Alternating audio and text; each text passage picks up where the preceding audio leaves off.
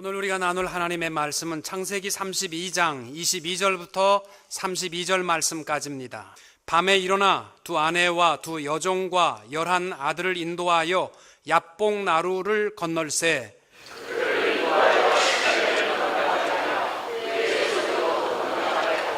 야곱은 홀로 남았더니 어떤 사람이 날이 새도록 야곱과 씨름하다가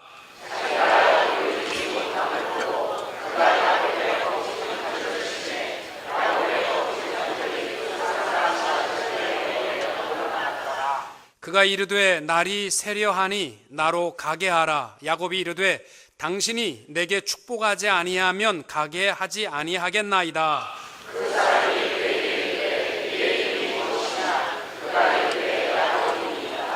그가 이르되 내 이름을 다시는 야곱이라 부를 것이 아니요 이스라엘이라 부를 것이니 이는 내가 하나님과 및 사람들과 겨루어 이겼음이니라.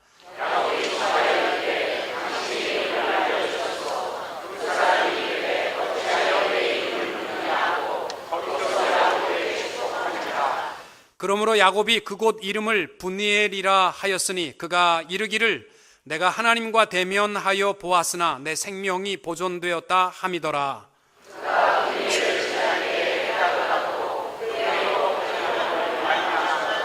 같이 봅니다. 그 사람이 야곱의 허벅지 관절에 있는 둔부의 힘줄을 쳤으므로 이스라엘 사람들이 지금까지 허벅지 관절에 있는 둔부의 힘줄을 먹지 아니하더라. 아멘. 오늘 함께 나눌 하나님의 말씀의 제목은 브니엘의 아침입니다. 우리 옛날에 많이 듣던 이야기 가운데 여러분 이런 이야기를 기억하실 것입니다. 배를 타고 강을 건너는 중에 한 부자가 자기의 부요함을 은근히 자랑하고 싶어서 뱃사공에게 물었습니다. 당신은 이 배를 평생 노를 저어서 돈 좀 모았소? 아니요, 매일 벌어서 하루 먹고 살아가고 있습니다. 허허, 인생을 헛살았구려. 나는 이것저것 다 모으면 한 몇백은 되는데 하면서 자기의 부요함을 자랑했습니다. 옆에 있던 학자가 은근히 부자를 꼬면서 말합니다. 뱃사공 할아버지는 책 좀 읽은 것 있소? 내 평생에 읽은 책은 한 권도 없습니다. 허허, 인생을 헛살았구려. 이 땅에 태어나서 배우고 익히며 도를 깨닫는 기쁨과 행복이 얼마나 큰지 그거 모르겠지요. 그러면서 얘기했습니다. 그러다가 강 한복판에서 큰 풍랑을 만나서 배가 뒤집혔습니다. 그 순간에 모두가 강물에 빠지게 되었는데 모두 살려달라고 아우성입니다. 그때 이 뱃사공이 유유하게 수영을 하면서 여러 부자, 여러 학자 선생님들은 수영 좀 배웠소. 우리 수영 못합니다. 허허, 헛살 당신들이야말로 모아놓은 학식과 재물이 아무 소용없는 헛된 인생을 살았구려 하면서 혼자 수영하면서 강을 빠져나왔다라는 이야기입니다. 오늘 제가 이 이야기로 시작하는 이유가 있습니다. 야곱의 인생이 내가 헛살았구나, 이것을 깨닫는 순간입니다. 지금까지 죽을 고비를 수도 없이 넘기면서 자기 나름대로 성공한 인생을 살았다고 자부했는데 이제는 앞뒤로 어디로 갈 수 없는 인생이 되어버릴 때 내가 헛된 거 붙들고 살았구나. 여러분, 야곱의 인생을 보면요, 어머니 뱃속에서부터 경쟁하는 삶이었습니다. 에서와 먼저 뱃속에서 나오려고 애를 쓰다가 형 발뒤꿈치를 잡고 어머니 뱃속에서 나왔습니다. 형 에서에게서 장자의 명분을 빼앗아 강탈하기까지 했고, 눈먼 아버지를 속여서 장자의 축복, 에서가 받아야 할 장자의 축복을 대신 받았습니다. 그러면 행복했겠어요? 그런데 인생이 더 꼬이고 더 힘들고 더 나그네가 된 겁니다. 삼촌 라반의 집에 가서 그야말로 20년의 삶은 노예처럼 일했습니다. 여러분, 빈손으로 가서 재산의 반 이상을 자기 거로 만든다는 것, 여러분, 그 불가능한 얘기입니다. 얼마나 잠도 안 자고 하루 풀타임을 아마 3타임을 뛴 사람도 있다고 하는데, 미국에 와서 그렇게 열심히 일해가지고 재산을 다 모아놨는데 이제는 더 이상 이제는 성공했다고 생각하는 모든 것이 다 헛것이 되는 순간입니다. 앞에는 형 에서가 20년을 칼을 갈고서 이놈을 죽여버려야 된다. 400명의 군사지만 조폭들을 앞에 세우고서 자기를 죽이겠다고 쫓아오고 있고, 뒤로는 라반과 그 아들들이 경계선을 딱 거놓고 너 여기만 넘어오면 죽여버린다. 그러니까 앞으로도 못 가고 뒤로도 못 가는 상황입니다. 이게 경상도 말로 하면은 낑긴 인생입니다. 낑긴 인생. 옛날에 그랬대잖아요. 어느 고등학교 교실에서 선생님이 그 반이 꼴찌를 한 겁니다. 전교에서 꼴찌하니까 얼마나 속 뒤집어지게 선생님이. 교장 선생님도 혼나고 나서 야 니들 공부를 도대체 어떻게 하는 거냐. 우리 반이 전교 꼴찌다. 너무 속상해서 평균 50점 이상은 앉아서 공부하고 50점 이하 맞은 놈들은 복도에 나가서 손 들고 서 있어. 걔네 한 학생이 손 들고 선생님 저는 50점인데 여기 앉아야 됩니까? 나가야 됩니까? 너는 문과에 낀 게 있어. 그래가지고 이 낑긴 인생이 됐다는 거예요. 낀 게 있으라고. 야곱이요 딱 낑긴 인생이 돼버렸습니다. 앞에서는 형이 400명을 끌고 오는데 전면전을 붙을 수가 없어요. 붙어봐야 박살나니까. 이 꽤 많은 이 야곱이 그 다음에 만든 두 번째 전법이 뭐냐면 도마뱀 전법입니다. 이 자기의 모든 재산을 세 대로 나누어서 하인과 좀 비실비실한 약대와 짐승들을 1차로 형님한테 선물로 드리고, 그래도 형이 화가 풀리면 건강한 짐승은 다 내 거고, 형이 안 풀리면 뒤에다가 건강한 짐승과 자기 아내와 새끼들과 모두를 다 이것도 형님의 선물입니다. 다 줘도 내 사랑하는 아내 라헬과 그 아들만큼 내가 데리고 살아야 되겠다. 그건 3차로 맨 뒤에다가 그거 주고 형이 화가 풀리면 나는 아내랑만 행복하게 살면 된다. 형이 안 풀리면 그것까지도 다 주고 자기는 야복강을 안 건너고 형이 화가 안 풀리면 자기는 혼자 뒤로 도망갈 생각이었습니다. 소위 도마뱀 전법이라고 전쟁에서 쓰는 전법입니다. 이 꼬랑지 자르면 자기는 도망가겠다는 거죠. 세상에 여러분 이런 아버지를 믿고 사는 새끼들이 얼마나 불쌍하겠어요. 이 아버지라는 것들이 이게 도대체 앞장서야 될지 뒤에 서야 될지도 구분 못하고 다 잡아 죽이면 자기는 도망갈 생각하고 있습니다. 그러면 자기가 살 수 있으리라고 생각을 했을까요? 그런데 야곱이 한 가지는 분명히 알고 있었습니다. 절대절명의 위기, 내가 헛것을 붙들고 살았다라는 것을 기억하는 순간 다 놓았어요. 그래야 자기가 살 수 있다라고 생각합니다. 많은 사람들이요 위기에 닥치면요 못 놔요. 놔야 사는데 못 놔요. 그것 때문에 병들고 절망해서 죽는 사람 많습니다. 제가 여러분 주보에 목회자 칼럼을 쓰면서 위기의 늪에서는 더 천천히 하지 않으면 안 된다, 그런 글을 썼습니다. 우리나라 군인들이 베트남 전쟁에 가서 용맹스럽게 싸웠습니다. 전쟁에 총을 맞고 포탄에 죽은 사람들도 많이 있지만 이 월남에는 늪이 많아서 늪에 빠져 죽은 군인들도 많았답니다. 근데 늪은요 월남 사람들은 절대로 안 빠져 죽는데요, 빠져 죽는 사람들은 한국 사람만 죽었답니다. 늪에서 나오는 비결이 있는데 첫째가 뭐냐면 빠지는 순간부터 무겁게 들고 있는 모든 걸 놔야 된답니다. 총도 놔야 되고 철모도 놔야 되고 다 그 자리에서 놔야 돼요. 자기 몸을 최대한 가볍게 해야 된다는 겁니다. 근데요 이거 못 놔요. 이거 놓으면 더 죽을 것 같아서. 근데 어느 순간이 되면요 놓고 싶어도 놔봐야 소용없는 순간에는 놔봐야 소용없어요. 내가 놓을 수 있을 때 놔야 됩니다. 그리고 또 하나, 늪에서 빠져나오려면 마음이 차분해야 된대요. 숨도 크게 쉬면 안 되고 조금씩 쉬면서 아주 힘 빼고 천천히 움직이면요 황소도 나온답니다. 근데 그게 우리나라 사람들이 성질이 급해가지고 빠지는 순간부터 나오려고 총 다 들고 하다가 말고 다 빠져 죽는다는 거예요. 근데 야곱은 꾀가 많긴 많아요. 자기가 절대절명의 위기에서 놔야 된다는 것은 알고 있었습니다. 그래서 모든 것을 다 포기한 그날 밤, 야곱의 인생이 바뀌는 밤이었고 야곱의 일생의 최고의 축복의 밤이 그날 밤이었습니다. 모든 것을 다 놓는 날. 하나님께서는 그와 함께 씨름을 하고, 그리고 거기서 맞이하는 분이엘의 아침이었습니다. 사랑하는 성도 여러분, 우리 다 예수 믿고 살아가는데 예수님 한번 보기를 원하지 않으십니까? 저는 주님 한번 뵙기를 원합니다. 물론 이 다음에 우리가 하늘나라 가면 뵙겠지만 이 땅 위에 사는 동안 주님 한번 뵙기를 원합니다.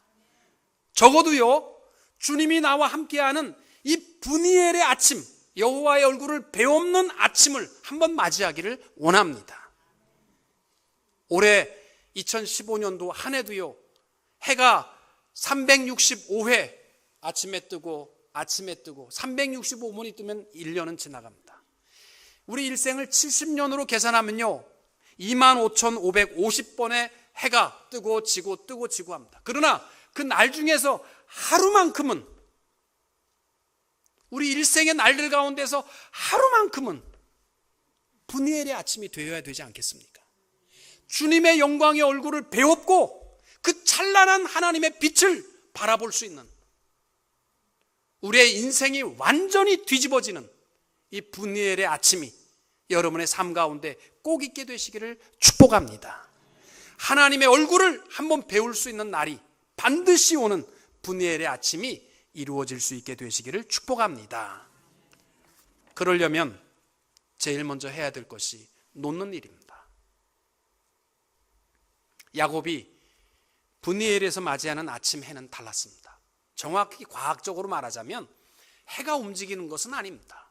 지구가 4분의 1도씩 움직여서 24시간이면 한 바퀴 자전하면서 해는 가만히 있고요, 우리 지구가 도는 거예요. 그런데 야곱이 그날 아침 분이엘에서 맞이하는 해는 달랐습니다. 여러분, 그런 경험 없으십니까? 죽을 각오를 하고 중대한 결단을 하고 아침에 떠오르는 태양을 봤습니까? 그 달라요. 저는 목회를 하면서도요, 힘들고 어려우면 가야 할 곳이 기도원밖에 없잖아요. 목사가 어딜 가겠어요? 기도원에 가서 한참을 엎드려 기도하고, 밤에 캄캄한 밤에 산에 올라가서 기도하고 아침에 떠오르는 그 태양을 보게 되면요, 장관입니다. 정말 그 기쁨은 이루 말할 수 없습니다. 야곱이 브엘세바에서 부모님과 함께 살았던 그 70여 년, 또 하란 땅에 가서 20년 동안 죽게 고생하면서 적어도 90년 이상 해를 봤는데 분이엘에서 맞이하는 그 아침의 해는 달랐습니다. 다 내려놓은 날입니다. 오늘날 우리들도 마찬가지입니다. 여러분, 분이엘, 주님의 얼굴을 배없는 찬란한 아침을 맞이하기 원하시면 내려놓으셔야만 합니다. 사람들은 조금 더 갖기를 원합니다. 그건 누구나 다 갖고 있는 욕망입니다. 좀 더 많은 재산, 좀 더 넓은 땅과 집, 좀 더 많은 지식과 대인관계를 이루기 원하는 욕망이 다 있습니다. 그리고 사람들은요, 노년에 다 물질적인 안정을 찾기를 원합니다. 그렇기 때문에 그렇게 하기 위해서 열심히 경쟁하고 노력하고 또 이겨야 되고, 대인관계에 있어서 무슨 영적인 교감 이전에 무언가를 얻어보려고 하고 잃지 않기 위한 그런 관계로 맺어지고 살아가고 있습니다. 그런데요, 이러한 모자람 속에서 평생을 살아가면 어느 순간에 만족한 날이 있느냐? 없습니다. 오히려 우리의 소망이 다, 결핍의 소망은 깨어질 수밖에 없습니다.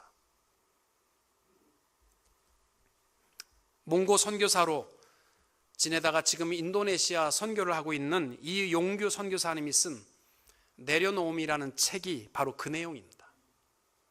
그 책의 제목이 내려놓음인데 정확하게 말하면 그 앞에 조그만 글씨로 이렇게 쓰여 있습니다. 내 인생의 가장 행복한 결심, 내려놓음. 여러분, 많은 사람들이 이 책에서 얘기하는 거 보면 오해하는 것이 있습니다. 내려놔야 행복한데 그걸 모른다는 거예요. 오히려 그러면 하나님께서 나를 내려놓으라고 하는 것이 나 빈털터리로 살라고 하는 의미인가? 그거 아니라는 거예요. 또 하나 오해가 뭐냐면, 그나마 내가 갖지 못한 갈증 속에서 내가 요만큼 갖고 있으니까 갖고 있는 요만한 기쁨이 있는데 요거 내려놓으라고 하면 요만한 기쁨마저 놓치는 게 아니냐? 이거 오해한다는 거예요. 아니라는 겁니다. 하나님께서 우리를 빼앗기 위해서 노라는 거 아닙니다. 더 주시기 위해서 우리로 하여금 우리가 이거 없으면 죽을 것 같은 이것을 내려놓게 될 때 하나님께서 우리에게 더 좋은 것으로 채워 주시마 약속해 주신 줄로 믿으시기 바랍니다. 그 책에 보면 그 아들 동현이에 대한 이야기를 하고 있습니다. 아들을 데리고 장난감 가게를 한번 갔는데 그 아들이 어렸을 때 버즈라는 장난감을 보자마자 이거를 끌어안고 절대로 안 놓는 겁니다. 뭐 도저히 이거는 안 줄 수 없다. 웬만해야. 저는 그래도 우리 아이들이 목사라서 봐줘서 그런지 모르지만 어렸을 때 야 그건 안 돼. 그러면 네. 그리고 놓고 나왔는데 이 자기 아들이 버즈 이 장난감을 보는 순간에 끌어안고 안 놓는 거예요. 절대로 안 놓으니까 사줄 수밖에 없잖아요. 그래서 사줄 테니까 놔라. 뭐 죽어도 안 놓는 거예요. 그래 할 수 없이 데리고 이 계산대 앞에 가니까 점원이 내놓으라는 거예요. 계산할 테니 내놔라. 그래도 안 내놓고 절대로 안 내놓고 내놔야 네 거 된다 내놔라. 그래도 안 놓는 거예요. 그래 할 수 없어 자기가 그 아들을 들어서 계산대에다 앉혀놨다는 거예요. 아들을 들어다가. 동현이가 오해하는 게 하나 있다는 거죠. 놔야 자기 거 되는데 못 놓는다는 거예요. 놔야 하나님이 주시는데. 사랑하는 성도 여러분, 우리가 주님의 얼굴을 뵈기 원하면 놔야 됩니다. 내가 가지고 있는 이 갈증, 내가 가지고 있는 이거 놓으면 죽을 것 같은 이거 놔야 분이엘의 아침을 맞이할 수 있게 될 줄로 믿습니다. 출애굽기에 보면 하나님께서 모세를 쓰시는, 요즘 새벽 예배 때 우리가 출애굽기 나누고 있는데, 모세는 유대인으로 태어나면, 남자로 태어나면 다 죽어야 할 시기에 태어났습니다. 그런데 바로의 공주의 아들로 양자가 되는 특권을 얻었고 어머니 품 안에서 5살까지 젖을 먹으면서 컸습니다. 어머니가 너는 히브리 사람이다. 너는 히브리 사람의 자유와 독립을 위해서 네가 뭔가를 해야 된다라는 사명을 분명히 받았습니다. 그리고 그가 뼈저리게 내 민족을 위해서 해야 된다. 뭔가를 해야 된다. 그 마음을 가지고 40살이 될 때에 애굽인과 히브리 사람이 싸우는 것을 보고서 애굽인을 가서 때려 죽이고 그것으로 끝나버렸습니다. 자기가 하고자 하는 모든 것들은 한 사람 죽이는 것으로 끝났어요. 그리고 하나님은요 80년 동안 내려놓게 하시는 겁니다. 광야에서 네가 생각하고 계획하는 모든 것을 다 내려놓으라는 거예요. 80이 되어서 이제는 나는 할 수 없다 할 그때 하나님께서 이스라엘 백성 구원을 위한 사명자로 사용해 주신 것을 볼 수 있습니다. 다윗도 시편에서 고백하는 말이 있습니다. 내 길을 여호와께 맡기라. 그를 의지하면 그가 이루신다. 여러분 살아가면서 내가 움켜쥐고 있으면요 하나님이 하실 일 없습니다. 내려놓으십시오. 그러면 하나님의 얼굴을 배웁고 찬란하게 솟아오르는 분이엘의 아침을 맞이할 수 있게 될 줄로 믿습니다. 죽을 것 같아도요, 이거 없으면 죽을 것 같아도 놓으십시오. 하나님께서 내려놓게 될 때 주님을 볼 수 있는 진짜 우리의 것이 무엇인가를, 풍성한 것을 채워주는 축복을 누리게 될 줄로 믿습니다. 두 번째로 내려놓고 야곱은 하나님과의 씨름을 한판 붙습니다. 24절에 보시면 야곱은 홀로 남았더니 어떤 사람이 날이 새도록 야곱과 씨름하다가 하나님이 야곱을 홀로 두시고 씨름하십니다. 여러분 야곱은 아내가 4명이고 아들이 12명입니다. 아직 12번째는 안 태어났지만 딸까지 합치면요 딸 세기도 싫으니까 11명만 써놓은 거예요. 여러분 집안이 편안했겠습니까? 저는 아내가 1명이고 아들 3인데도요 무지하게 머리가 복잡합니다. 아내가 4인데다가 자식이 아들만 11명이다? 이거 보통 어려운 일이 아닙니다. 빈손으로 삼촌 집에 가서 재산의 반을 자기 것을 만들었다? 죽도록 일한 겁니다. 하나님께서 야복강에 다 내려놓게 하시고 홀로 내버려 두시고 하나님께서 와서 옆구리를 치시는 거예요. 씨름하자고. 사랑하는 성도 여러분, 여러분 혼자 있다고 생각하는 그 시간, 내가 헛된 씨름했구나, 내 평생 너무 시간을 허비했구나, 그 시간이요, 하나님이 자꾸 도전하시는 시간입니다. 우리가 의지하고 살았던 식구들이 내 곁을 떠나고, 내 사랑하는 아내가 떠나고, 남편이 떠나고, 노후에 좀 편안히 살려고 재산 좀 모아놨는데 주식 폭락으로 다 잃어버렸고, 그동안 따뜻하게 지냈던 친구들도 하나둘 내 곁을 다 떠나고, 그런 경험 없으십니까? 그 시간은요, 하나님이 씨름하자는 겁니다. 이제까지 네가 뭐 붙들고 살았니? 나랑 씨름하자는 겁니다. 사도 요한도요, 밤모섬에 홀로 가 있는 시간에 깊은 하나님의 계시의 맑은 영을 가지고 계시록을 쓸 수 있었던 축복의 시간들이 되었던 것을 볼 수 있습니다. 여러분, 이 씨름을 보세요. 씨름의 주체가 야곱이 아니고 하나님이세요. 야곱은 홀로 남았더니 어떤 사람이 날이 새도록 야곱과 씨름하다가, 야곱이 하나님 붙들고 씨름한 게 아니고 어떤 사람이 씨름했다. 누구랑? 야곱과. 그 얘기예요. 여러분, 우리가 지금까지 뭘 붙들고 살았니? 나 혼자 있는 시간은요, 하나님이 자꾸 와서 우리 옆구리 치시면서 씨름, 나 붙들라는 거예요. 나. 여기에 승리의 비결이, 하나님의 얼굴을 볼 수 있는 비결이 있기 때문입니다. 본문에 보면 25절에 이렇게 얘기합니다. 자기가 야곱을 이기지 못함을 보고 그가 야곱의 허벅지 관절을 치매 야곱의 허벅지 관절이 그 사람과 씨름할 때 어긋났더라. 이 말이 되는 얘기입니까? 하나님이 야곱 하나 씨름해서 못 이기십니까? 하나님은요, 전지전능하신 하나님이십니다. 그러나 우리가 하나님이 자꾸 내게 도전을 주는 그 시간, 하나님 붙들게 될 때요, 하나님은 우리에게 져주시기를 기뻐하시는 하나님이신 줄로 믿으시기 바랍니다. 하나님께서요, 붙들면 져줄 생각 갖고 계셨어요. 그러면서 야곱의 그 허벅지 뼈를 쳐서 부러뜨립니다. 야곱이요, 자기의 재산, 자기의 아내, 자기의 새끼들을 다 주고 혼자라도 도망갈 거, 믿을 거는 자기 두 다리밖에 없었습니다. 만약에 형이 분노하면 자기는 뒤로 도망쳐서 36개 칠 생각을 가지고 아마 운동화끈 맺겠죠. 근데 허벅지가 부러진 겁니다. 이 싸움은 끝난 거예요. 도망가는 마지막 카드가 없어지는 순간입니다. 허벅지가 부러지는 순간 야곱은 이젠 더 열받았습니다. 이제는 붙들고 얘기합니다. 하나님, 당신이 내게 축복하지 아니하면 가게 하지 않겠나이다. 나 죽기 살기, 나 이젠 도망도 못 가고 내 계획 다 깨졌으니까 하나님만이 날 도와주세요 할 때에 하나님께서 그의 이름을 바꿔주시고 그의 일생을 바꿔주시고 모든 환경을 바꿔주시고 승리케 하여 주신 것을 볼 수 있습니다.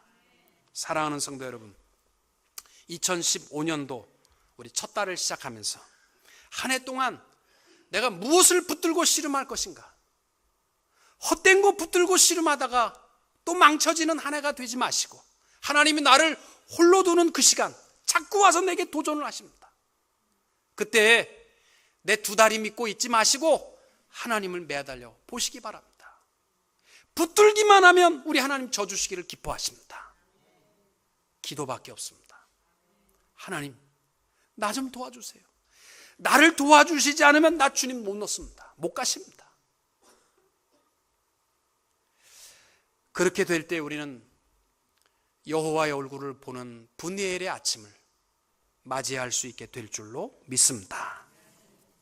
마지막으로 분이엘의 축복의 아침이 우리의 하루하루의 삶 속에 날마다 이루어졌으면 좋겠습니다. 30절에 보면, 그러므로 야곱이 그곳 이름을 분이엘이라 하였으니 그가 이르기를 내가 하나님과 대면하여 보았으나 내 생명이 보존되었다 함이더라. 분이엘은 하나님의 얼굴입니다. 그리고 31절에 이렇게 얘기합니다. 그가 분이엘을 지날 때 해가 돋았고 그의 허벅다리로 말미암아 절었더라. 캄캄한 밤중에 하나님과 씨름을 하고, 그리고 아침에 떠오르는 그 태양이요, 그에게는 굉장히 새롭게 보였던 것입니다. 여러분, 하나님께서 우리들을 사랑하셔서 주시는 것이요, 아침의 힘이에요. 출애굽기에 보면 하나님께서 이스라엘 백성들을 사랑하셔서 만나를 주실 때 일주일에 한 번 먹고 나머지는 늦잠 자고 뭐 먹고 싶으면 말고 죽고 싶으면 죽고 그렇게 안 하셨어요. 매일 아침마다 해 뜨기 전에 만나를 주셨습니다. 그러면서 하신 말씀이 아침에는 너희가 여호와의 영광을 볼 것이다. 해 뜨기 전에 하나님의 영광, 하나님 감사합니다, 하나님의 영광의 축복을 확인하고 아침의 해를 맞이하도록 하신 것입니다. 여러분, 우리들도 그래요. 우리가 하나님을 사랑하시면 여러분의 삶이 하나님을 배움는 분이엘의 축복된 날이 매일 되기 원하시면 방법이 없습니다. 매일 아침 하나님의 영광을 확인할 수 있게 되시기를 축복합니다. 에스겔서 46장 내용이 그겁니다. 제사의 규례에 보면 매절마다 강조되는 말이 나와요. 아침마다 1년 되고 흠없는 어린 양 하나로 번제를 갖추어 나 여호와께 드리고, 14절에 또 아침마다 그것과 함께해서 드릴 소제를 갖추되 곧 밀가루 에바 6분지 1과 기름 흰 3분지 1을 섞을 것이니 이는 영원한 규례를 삼아 항상 너 여호와께 드릴 소제니라. 15절에 이와 같이 아침마다 그 어린 양과 밀가루와 기름을 갖추어 항상 드리는 번제를 삼을지니라. 여러분, 우리가요 분이엘의 아침을 맞이하기 원하시면 아침마다 하나님의 영광을 확인하시고 아침마다 하나님의 만나를 감사하시고 축복된 분이엘의 아침을 맞이하는 성도님들이 될 수 있기를 축복합니다. 예레미야가 3장 22절 23절에도 보면 여호와의 자비와 긍휼이 무궁하심으로 우리가 진멸되지 아니하니이다. 이것이 아침마다 새로우니. 하나님의 성실은 아침마다 새롭습니다. 다윗도 그의 시를 고백하면서 이렇게 얘기했습니다. 나의 왕 나의 하나님이여, 나의 부르짖는 소리를 들으소서. 내가 주께 기도하나이다. 여호와여, 아침에 주께서 나의 소리를 들으시리니 아침에 내가 주께 기도하고 바라리이다. 사랑하는 성도 여러분, 여러분 아침을 어떻게 보내십니까? 5분도 자다가 후다닥 샤워하고 그래도 얼굴은 찍어 발라야 되니까 열심히 운전하면서 바르면서 출근하고 그렇게 안 하십니까? 그렇게 게으른 분은 안 계시리라고 생각하지만 여러분 아침을 굶어도 좋습니다. 아침에 여러분 놓치지 말아야 할 것이 하나님의 영광입니다. 여러분 한국 교회가요 많은 신앙의 선조들이 새벽에 하나님 앞에 부르짖을 때 한국 교회를 축복하셨습니다. 새벽의 기도의 소리가 줄어들수록 교회는 전 세계 기독교 역사는요 쇠퇴했습니다. 여러분 아침에 이 못난 얼굴 바르느라고 신경 쓰지 마시고 하나님의 영광의 얼굴을 확인하고 하루를 시작하게 되시기를 축복합니다. 아침에 5분도 자는 것이 여러분 일생에 더 유익한 보약이라고 생각하면 주무십시오. 그러나 우리 그리스도인에게 주시는 승리와 축복은 하나님의 영광을 확인함에 있습니다. 새벽에 우리 교회 못 나오셔도 좋습니다. 적어도 일어나서 말씀 가운데 주의 말씀에 귀 기울이시고 아침마다 하나님의 영광을 확인하고 감사로 하루를 시작할 수 있게 되시기를 축복합니다. 그래서 여러분 우리의 삶이 25,550번 70년 매일 아침 똑같은 해가 졌다 일어났다 졌다 일어났다 하는 인생이 되지 말고 하루는 하나님의 얼굴을 배웁고 그 찬란한 아침을 맞이하고 우리의 인생의 좌표가 바뀌는 변화되는 그러한 야곱이 이스라엘이 되는 여러분이 삶이 하나님의 사람으로 변화되는 복된 성도님들이 되시기를 주님의 이름으로 축원합니다.